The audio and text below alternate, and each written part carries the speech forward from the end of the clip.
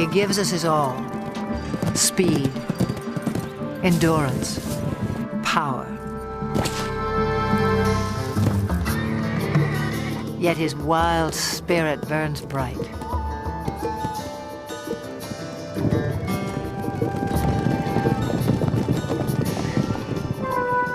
Spark of ancient myth, pride of king and conqueror. He was the backbone of civilization. History was forged to the beat of his hooves. Even now, he still lays claim to the heart, with all the bold beauty that is the horse.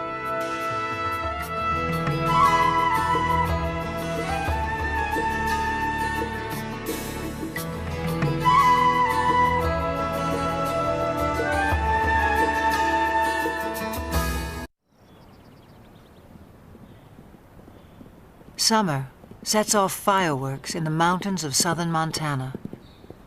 Spurred by heat and hunger, wild horses converge on the cool green heights, and sparks begin to fly.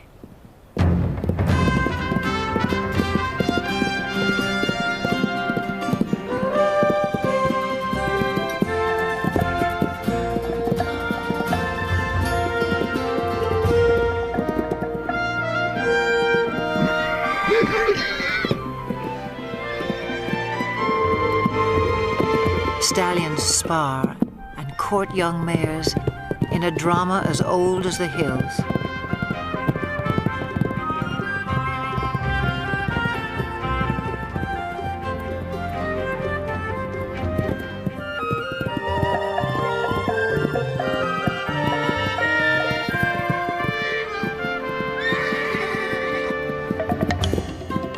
The Mustang has become a symbol of the American West. But some say he's a newcomer to these parts, even a trespasser. The truth is tangled in the long and winding history of his kind. It began some 60 million years ago in the forests of North America. Living on leaves, a creature the size of a fox walks the underbrush on padded toes. In time, forests give way to grassy plains. Legs grow long and toes become nimble hooves in a body built for speed. About 1 million years ago, the first true horses spread across land bridges to Asia and Europe. Their numbers swell, then slowly decline, perhaps due to climate change or the impact of a two-legged predator. To Ice Age hunters, the herds must have seemed inexhaustible, but by 8,000 years ago, horses were extinct in the Americas and dwindling elsewhere into memory and myth.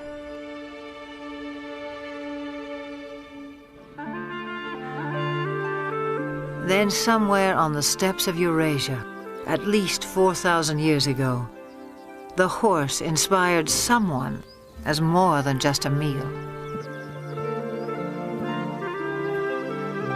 It may have begun as a shaman's ritual or a reckless teenage prank. But some brave soul took a quantum leap and changed the world forever.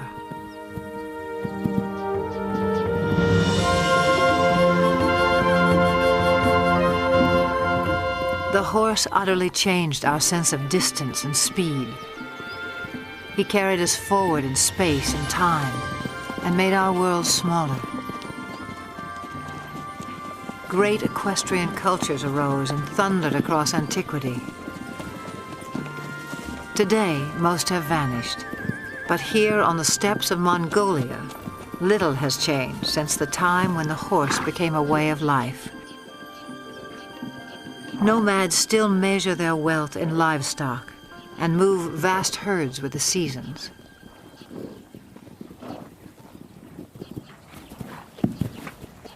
Small but hardy, Mongolian horses endure a harsh climate and grow a thick winter coat. When pasture is meager, they can survive on very little.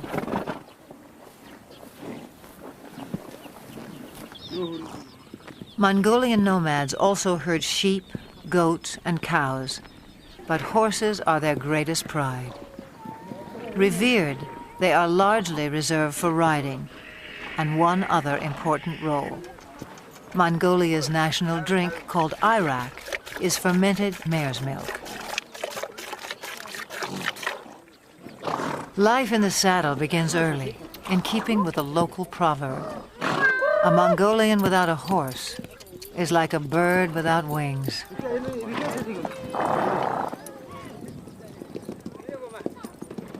In July, thousands of nomads set up camp on the edge of the capital city, Ulaanbaatar. They come to celebrate Naadam, an ancient religious festival. National competitions of traditional sports are held, including 2 days of horse racing.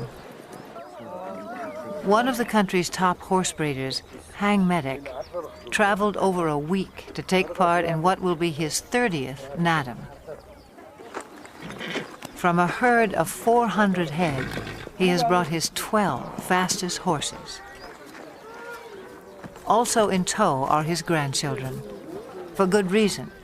Riders must be under 12 to compete at Naadam. Training, however, is no child's play. It's what Hang Medic lives for.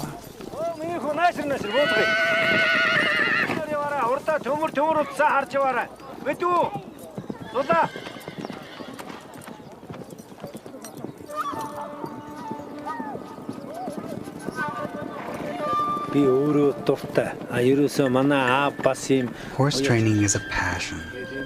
My father was a great trainer, and he passed that on to me. It's the same for most Mongolian people. We compete at Naadam to see who has the best horse, and because we're so proud of our horses. A fine racehorse is a symbol of good luck and happiness.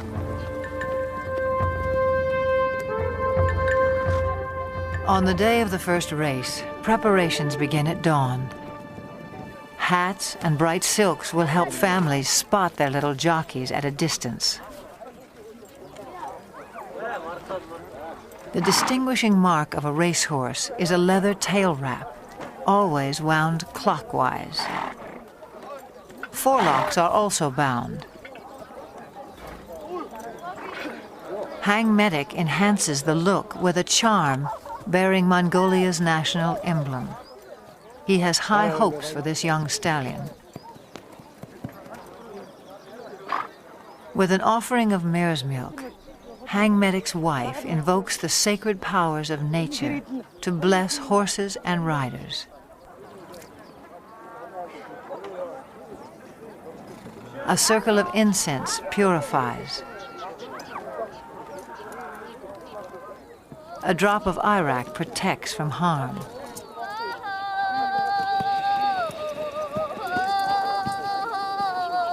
An ancient Buddhist chant rings out for luck.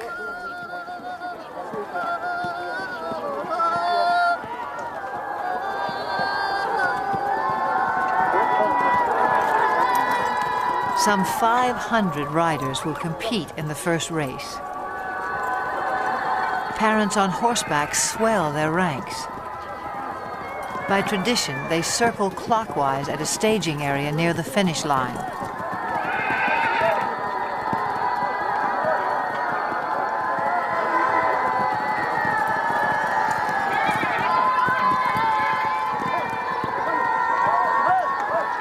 But the running of the race is not yet at hand. The starting point lies more than 15 miles away in the open steppe. To reach that point at a walk will take the racers some 3 hours, which leaves time to kill for everyone else.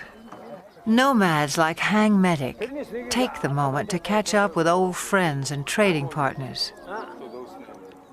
For people who live much of the year in relative isolation, there's also the irresistible allure of new faces.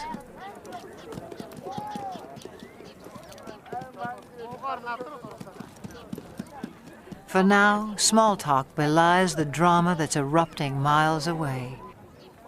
As 500 horses reach the starting point, and the race begins.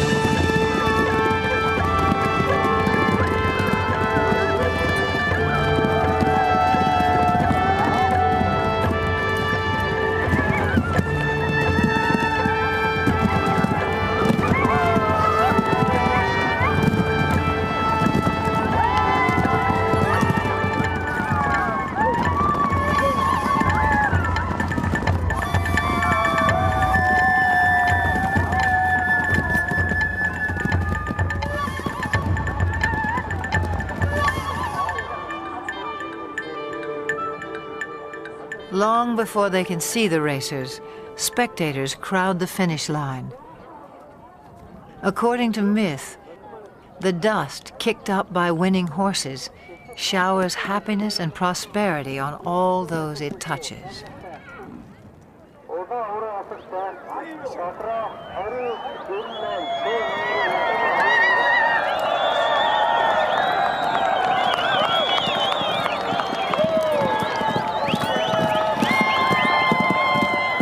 Frontrunners have been galloping for nearly 30 minutes.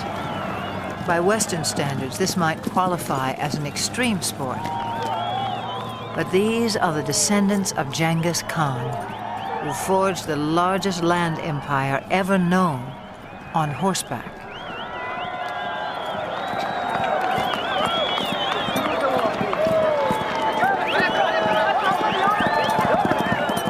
The blue sash of victory goes to the first 5 horses. A flash of green tells Hang Medic his granddaughter has placed. But a riderless horse sends him off in search of his youngest grandson.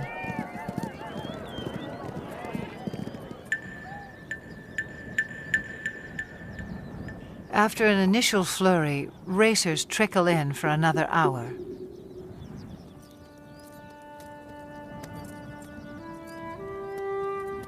Herd instinct alone will keep a horse going, even one that lacks the fitness and conditioning required for a long-distance run. For some, the strain is too much.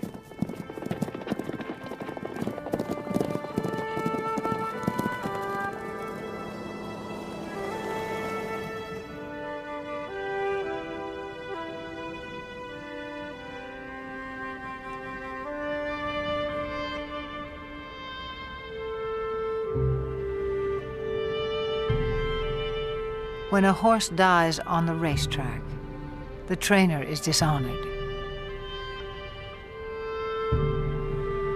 But the child who has lost a beloved pet reaps only heartbreak.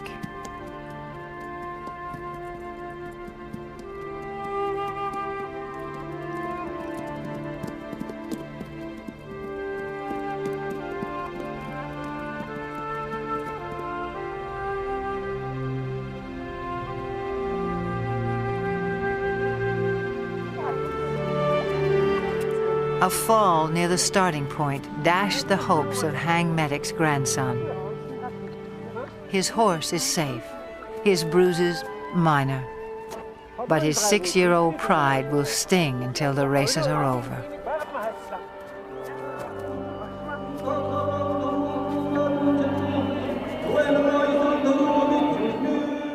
Nadam concludes in the National Stadium.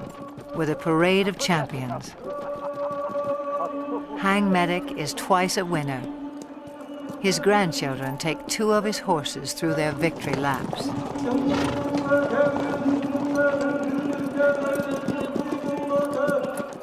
A herald sings the praises of the winning horses. Medals and mare's milk do them honor.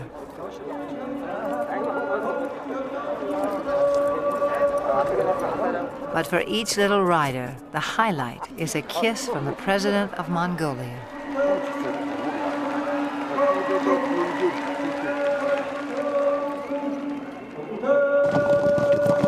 No other nation makes more of the horse.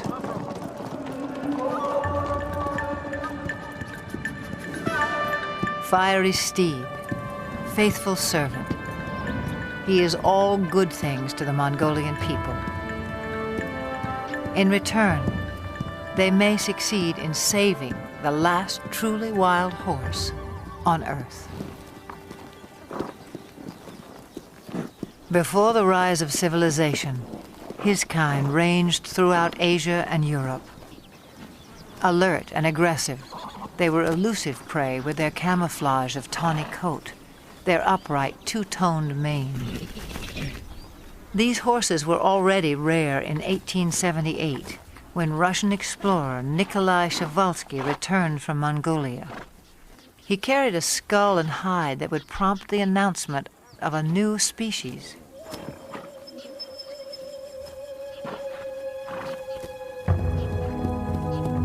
In a race for specimens, stallions were slaughtered to subdue mares. Mares were killed to secure foals.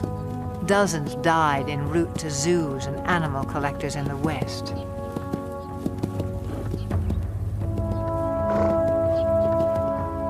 Przewalski's horses were last sighted in the wild in the 1960s. A decade later, fewer than 300 survived, in captivity only. This endangered species was declared extinct in the wild.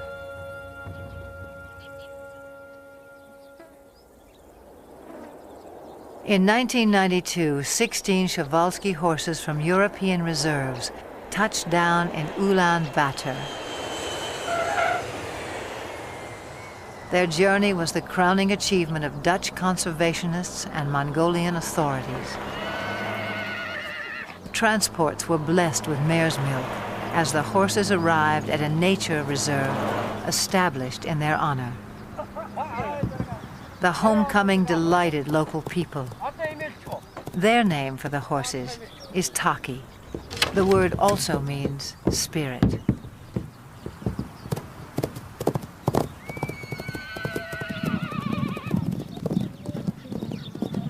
Today, some 80 free spirits roam 120,000 acres under watchful eyes.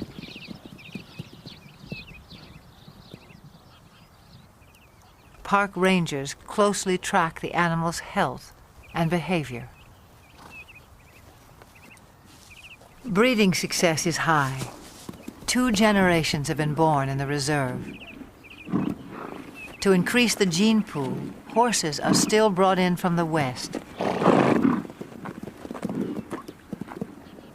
But prospects for a self-sustaining population are promising. Mongolia's preservation of the Taki seems a fitting tribute to an animal who has given us so much.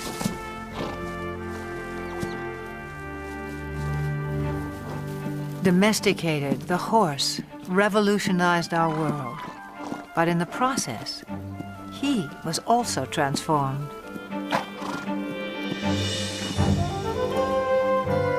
The legendary Arab is just one of more than 150 breeds, some honed for work, some for sport, others for sheer show.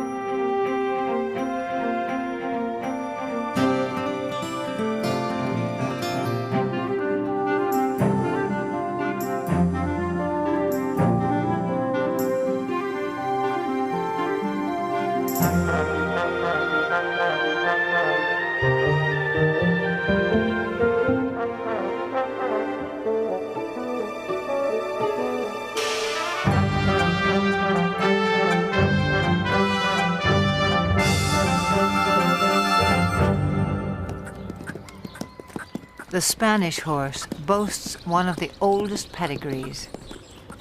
His speed and stamina were praised by the Romans. The famous Spanish riding school in Vienna was founded in his name. A dancer's grace made him a favorite of monarchs and earned him the title Royal Horse of Europe.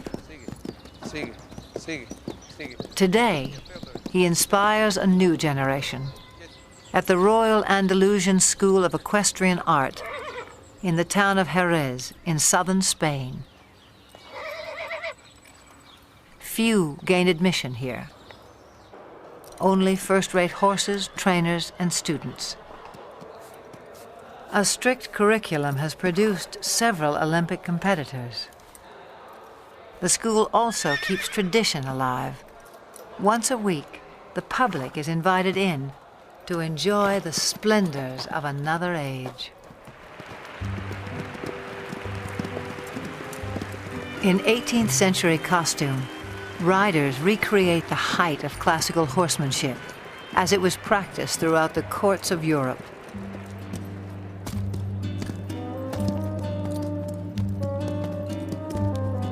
Most spectacular are the airs above the ground.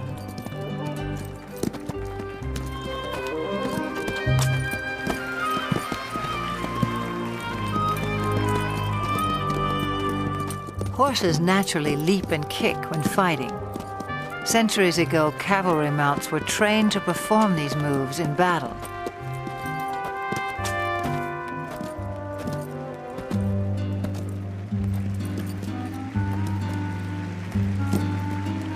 Eventually, each gesture became an end in itself, as formal as ballet. A supreme effort, the capriole demands vertical loft, virtually in place.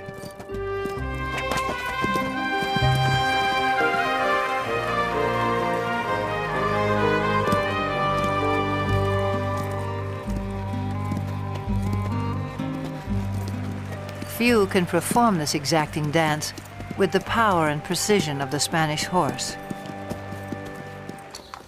The purity of the breed is proudly protected in Spain, yet his bloodlines extend far and wide. For this was the horse who once conquered a new world. Some 500 years ago, Spanish explorers rode upon the shores of the Americas. Some native people mistook man and mount for a single fearsome creature. But soon they would make the horse their own.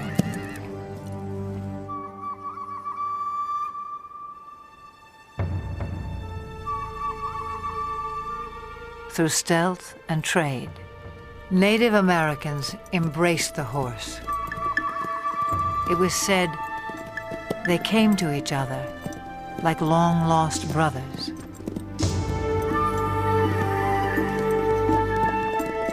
Some called him Sky Dog. He opened vast horizons in this life and haunted their visions of the afterlife. But this cult of the horse would not last. By the 19th century, Native Americans had been robbed of land and livelihood. Their beloved sky dogs were shot or simply set loose. Scores of Indian ponies joined strays and runaways, already thriving in the wilderness. By 1900, over 1 million horses roamed the American West. But not for long. To make way for cattle and sheep, public lands were cleared of animals considered worthless pests. They were slaughtered by the thousands for pet food, fertilizer, and mere sport. In the 1950s, public outcry denounced the abuses. Still, numbers had dropped below 20,000 by 1971, when a federal law was finally passed to protect the wild horse. as a living symbol of the pioneer spirit of the West.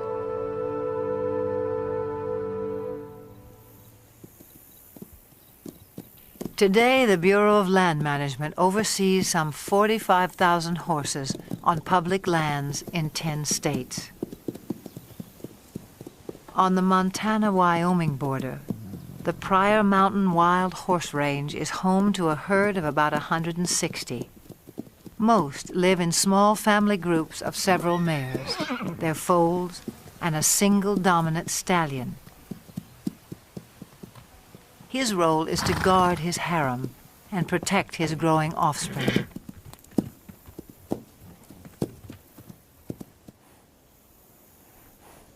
This stallion, known as Raven, is one of the most dominant on the range. A heap of fresh droppings called a stud pile alerts him that potential rivals may be in the vicinity.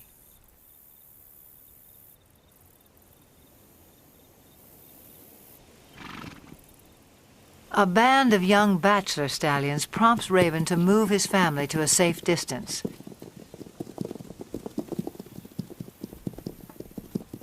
Then he advances on the intruders, and confrontation becomes inevitable.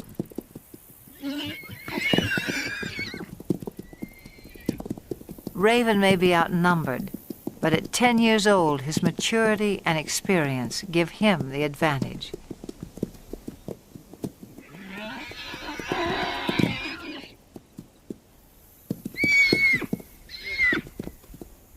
As he enters the fray, his band stays put on the sidelines.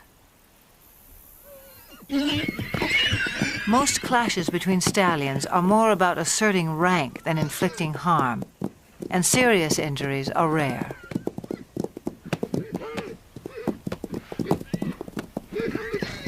In the end, the bachelors move on unscathed but chastened, and Raven returns to his mares.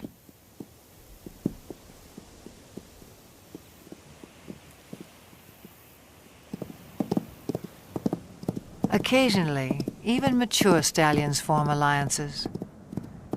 A stud named Starman acts as a subordinate or lieutenant stallion to Flash, who has a mare and foal of his own. Flash tolerates Starman's presence, but allows him no access to his lone mare. In summer, a waterhole fed by melting snowbanks attracts this small band.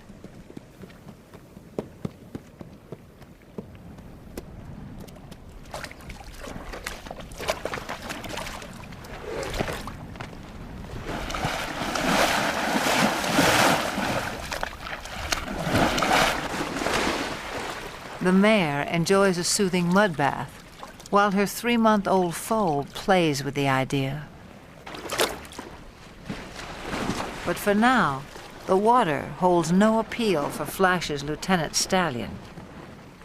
Starman picks up the scent of another mare and sets off in hot pursuit.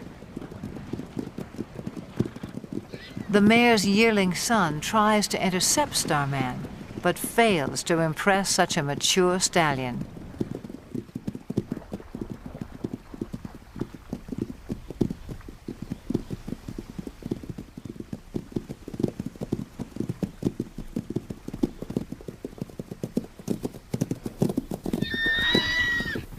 This mare's own stallion must be just out of sight, a boon for Starman. Still, she rejects his advances.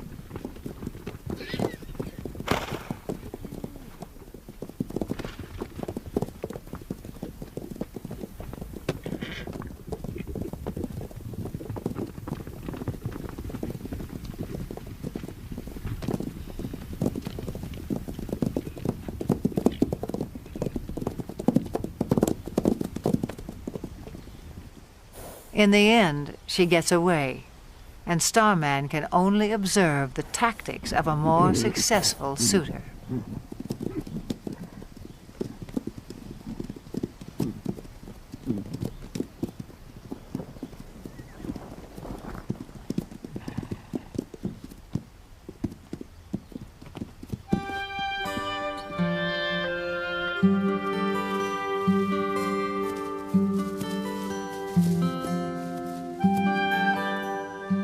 times, the Pryor Mountains seem heaven on earth for horses. Though much of the terrain is arid and winters are harsh, summer pastures can be glorious.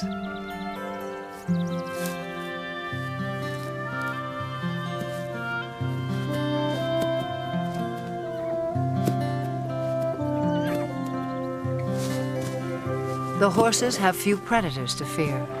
Most were eliminated by ranching and land development. With high fertility rates, the horses' numbers can increase by 10, even 20% a year. And that means trouble in paradise.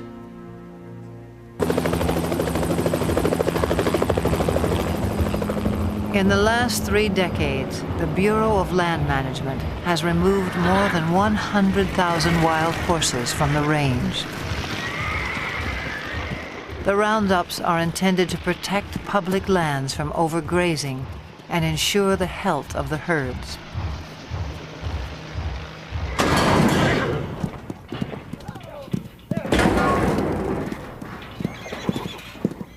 Excess animals are placed in adoption programs, but supply far exceeds public demand. Horses deemed unadoptable live out their days in holding pens. Even now, the fate of America's wild horses remains an open-ended question.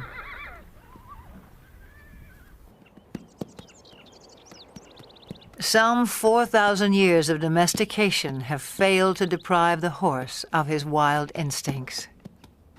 His natural impulse is to flee the company of humans. Brian Newbert makes a living, not breaking, but in his words, starting wild or green horses. This 2-year-old quarter horse stud, born on the open range, has never been handled. On his ranch in Northern California, Brian is about to make first contact.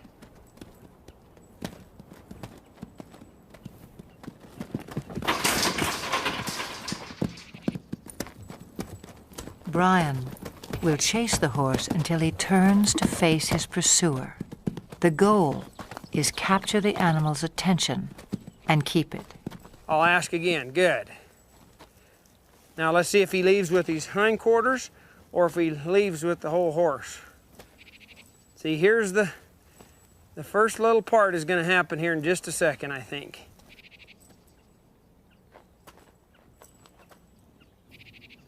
Subtle shifts of body language keep the horse focused on Brian. If his attention wanders, I might see if I can get another step closer. As long as he's doing that, I'll just let that soak in. And I'll take another step.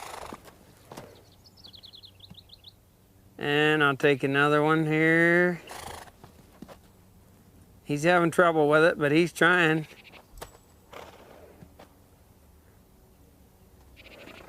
He's gonna have to leave here pretty soon.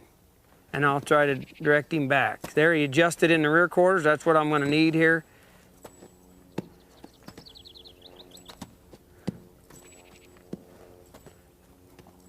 Within about 15 minutes, the young stallion has mastered the maneuver. Now Brian presents a new challenge. I might do just a little swinging here and see if he can stand that. And I'll see if I can put that on there without hitting him in the face. And I'll just, as I come forward, just let that go. And it's kind of scary. And you can see that it's troubling to him a little. So I'll just put just a little pressure till he finds his way toward me. See, he keeps thinking his answer is out of here, but the answer's right there. The horse turns to Brian for reassurance, a critical breakthrough. Now he might reach for me.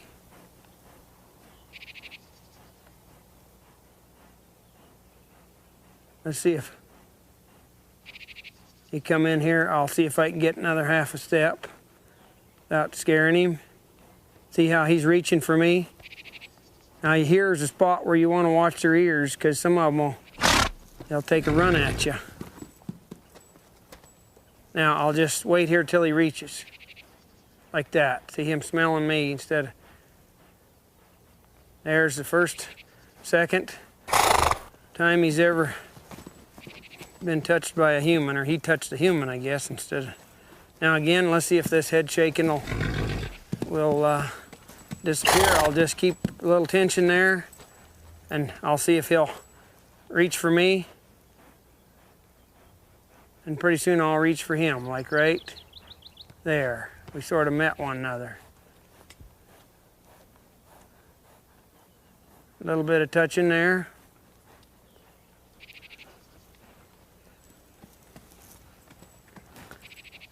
A little bit more here. See, he's finding out he can touch me and reach for me now. In a horse, there's a spot in there where they can just turn loose emotionally. You can see in their eye and their face a change that comes over them. And they'll begin to drop their head and their eyes will soften, and you can just see that they're beginning to trust you. And then you can move right on and really advance then. I'll get my weight shifted back. He's feeling a whole lot better about things now. He's finding out I can touch him and he won't get hurt. Less than half an hour after the first touch, Brian tests the saddle. It's kind of important to swing this on so that it doesn't hit him.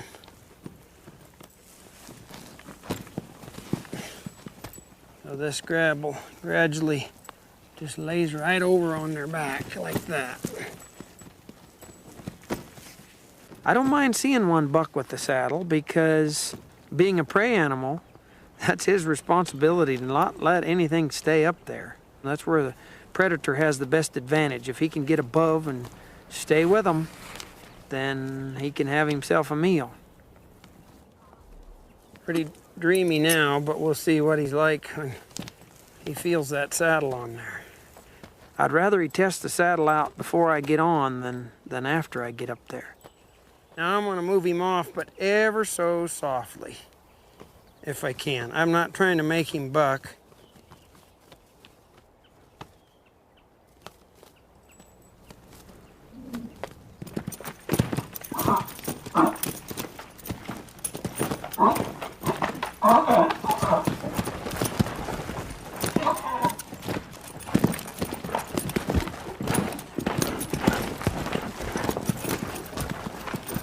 Okay, maybe I'll give him a little consoling. Did you get scared, Bolly?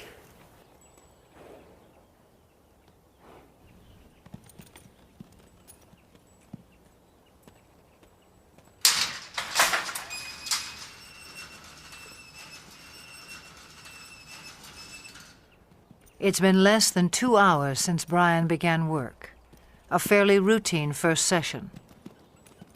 He'll leave the saddle in place for a few more hours, then give the young stallion a well-earned rest until morning.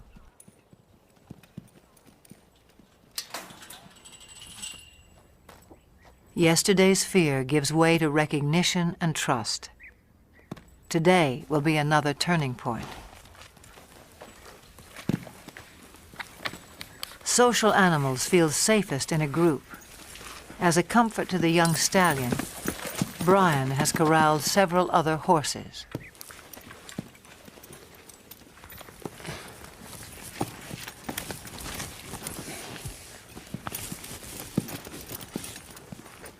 See, if he wiggles, I'll just wait here till he stands put. Pet him over here as if it was my leg, and maybe get myself kind of set here before he gets untracked. I might let him go right out that way. And I'll just ask him to go. If he gets up set, if he gets scared, wants to run, I'll just try to go with him.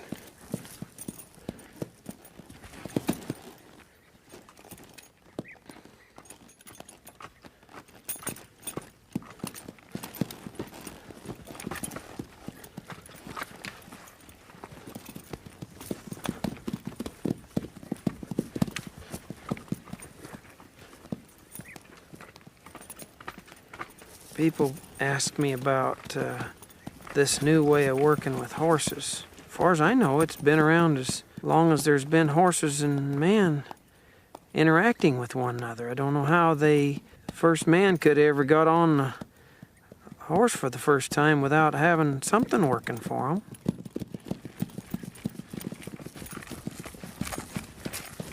I'll get a little bolder as he gets a little more confidence. I'll ask him here to come back to me with this rein a little, and he did. The young stallion's first ride lasts no more than 15 minutes and prompts a simple reward.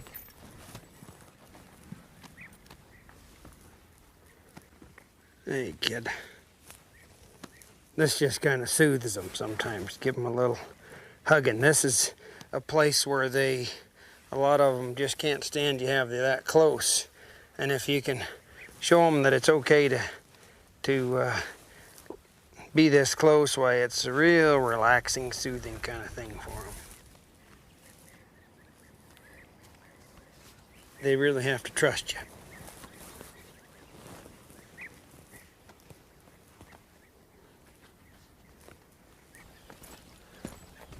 By day 3, it's time to abandon the security of the corral. A whole new life is beginning for the young stallion. He gets so he can trust me a whole lot more today, I see. And Brian is left to ponder an age-old mystery about the nature of horses. I often wondered how in the world would they allow somebody to get up on their back and guide them around. They'll take us miles and miles till they're totally, tired, pull wagons and pack loads and all kinds of things, when actually they could kick us or hurt us or buck us off any time, and yet they'll just work their hearts out for us if it's presented to them in a way that they can understand. Pretty special animal, really. Special indeed. No more than 60 years before the first moon landing, the world was driven by horsepower. Every sector of the economy relied on him. Transport and trade, industry and agriculture. No creature served us better in the building of civilization or its occasional overthrow.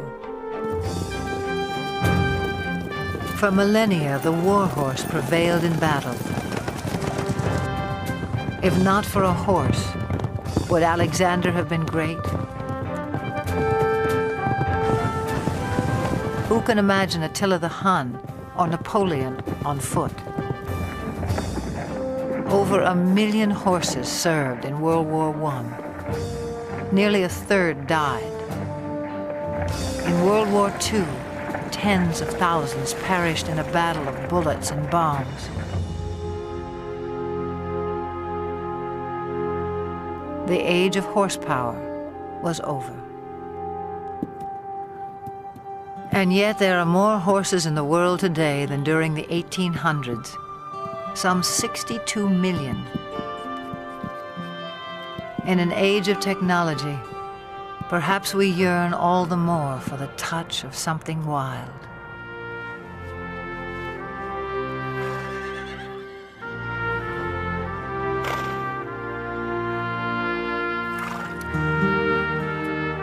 The horse is no longer changing our world, but he can still change lives, one at a time.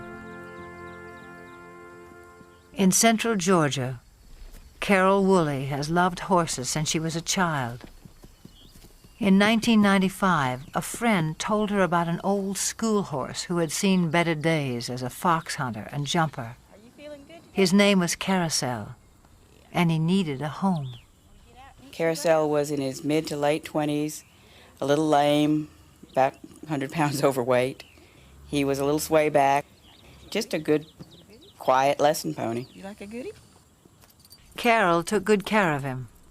Local children rode him. Soon, Carousel was a favorite. In 1996, 2 weeks after the Summer Olympic Games, the Paralympics came to Atlanta. Some 3,500 athletes attended. For the first time, equestrian events were included. 16 nations sent teams. It was up to event organizers to provide horses for 62 athletes with a wide range of disabilities.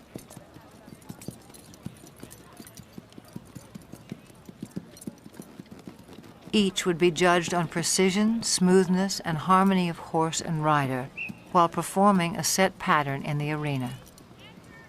A call went out to horse owners for calm, well-trained mounts.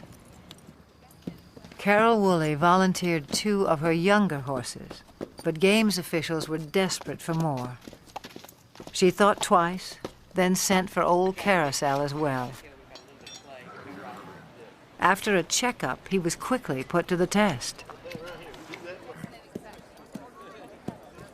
Later in the day, they called him for Denmark, and I met Britta Anderson, who's a very small woman in a wheelchair, and I thought to myself, there's no way she's going to ride this pony. She spoke English quite well, and I asked her, have you ever fallen off a horse? And she smiled and looked at me and says, many times. Far from falling, on the day of competition, Britta and Carousel took Carol by surprise. Anderson of Denmark. Anderson. Britta and Carousel made a connection. He knew exactly what she wanted, and she knew how to get the most out of him. And he loved her. I'm still not sure how she did it, but they were just a perfect match.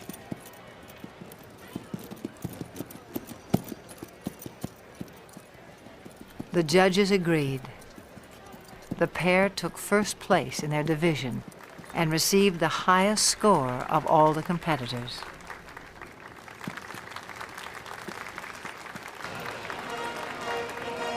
From Denmark, Britta Anderson, riding Midland's Carousel, owned by Carol Woolley. When they won the gold medal, it was this little pony and a horse trainer from nowhere, and a world-class rider. And the thought that they actually won that gold and they earned it, it was probably one of the high points of my life.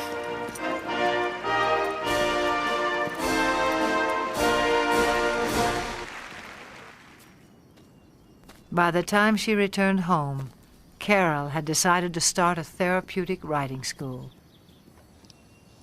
Would it be easier to face the other direction to get off? I think so. Horseback riding can improve balance and muscle tone, as well as a sense of independence and self-esteem in people with all sorts of disabilities.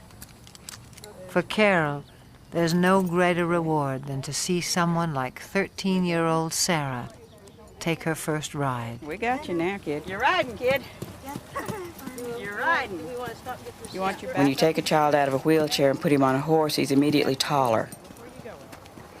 The walk of a horse mimics the same movement you get to actually walk on your own legs.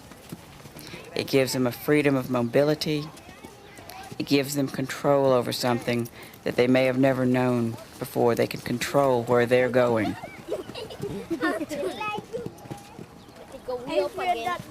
Carol runs the school on grants, donations, and volunteers. And Carousel heads her fleet of gentle horses past their prime. In August of 1998, at a regional show for riders with disabilities, Carol decides to send Carousel into the arena one last time. 9-year-old Sean Donaldson, one of Carol's top students, has never competed before. It's a breathless moment for his parents. Make your old man proud. You got a good horse on him, though. He knows what to do. Young boy and old horse are picture perfect and take a blue ribbon. In first first place, Sean Donaldson from Carousel. A first for Sean, a final trophy for Carousel.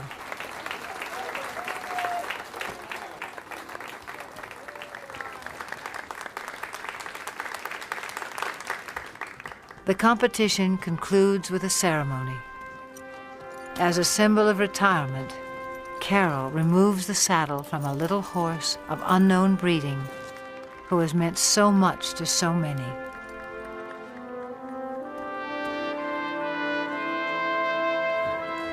To him go the full laurels of a champion. He was quite calm and stood through everything. He halfway, I think, understood that we were doing an honor to him. I was a little surprised that he didn't mind us putting flowers on him. He acted like, well, those were his flowers, this is fine. I think he enjoyed it, really.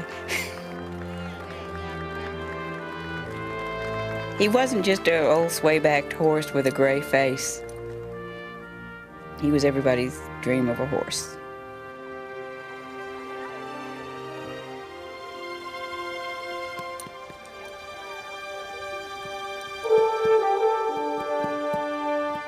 He's served everyone that's ever owned him, every place he's been. He's done everything we've asked him to do, all of his life. To me, he symbolizes all the horses that have worked hard all their lives and have given us so much pleasure.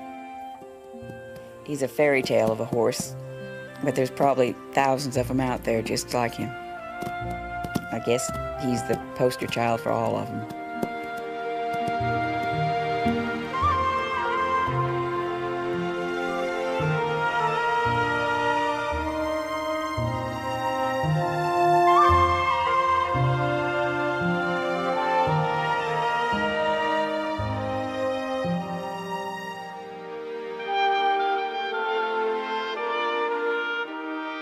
For all they have done for us, for all that they are, may they always have green pastures, each and every one.